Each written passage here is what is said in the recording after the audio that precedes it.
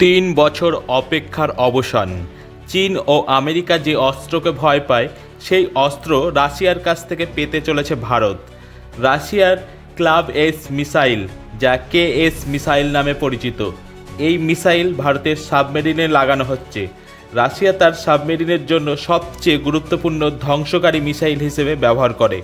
৩,০০০ কিলোমিটারের মধ্যে যদি শত্রুর জাহাজ প্রবেশ করে, তাহলে সেই শত্রুর জাহাজের ধ্বংস একদম সুনিশ্চিত। এত গুরুত্বপূর্ণ মিসাইল কেন আগে ভারত ব্যবহার করেনি এবং কেন এত গুরুত্বপূর্ণ, কেমন করে ভারতের সমুদ্র সীমা সুরক্ষিত করবে জানুন। কেএস মিসাইল ক্যালিবার সাবমেরিন হিসেবে জানা যায়। রুশ তার আধুনিক সাবমেরিনের জন্য এই মিসাইল বানিয়েছে। গভীর সমুদ্র থেকে শত্রুর জাহাজ ও বিমানবাহী রণতরীকে ধ্বংস করতে পারে। এই মিসাইল একবার ছোড়ার পর শত্রুর জাহাজ অন্যত্র সরে গেলে এই মিসাইল নিজের গতিপথ বদলে শত্রুর জাহাজকে ধ্বংস করবেই। এই মিসাইলকে রোখা অসম্ভব।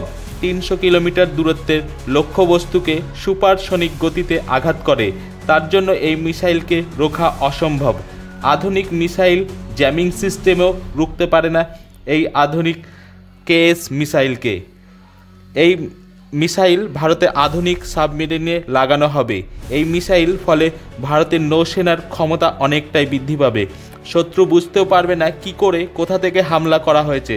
ভারতের সমুদ্র সীমায় চীন ও পাকিস্তানের শত্রুতার জন্য বিপদ থাকে সবসময়।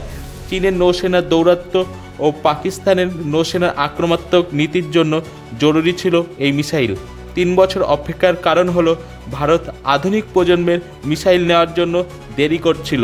Bureau report, Kolkata. এ বিষয়ে আরও জানতে কলকাতা সমাচার চ্যানেলটি লাইক করুন, সাবস্ক্রাইব করুন ও বেল আইকনটি প্রেস করুন। ধন্যবাদ।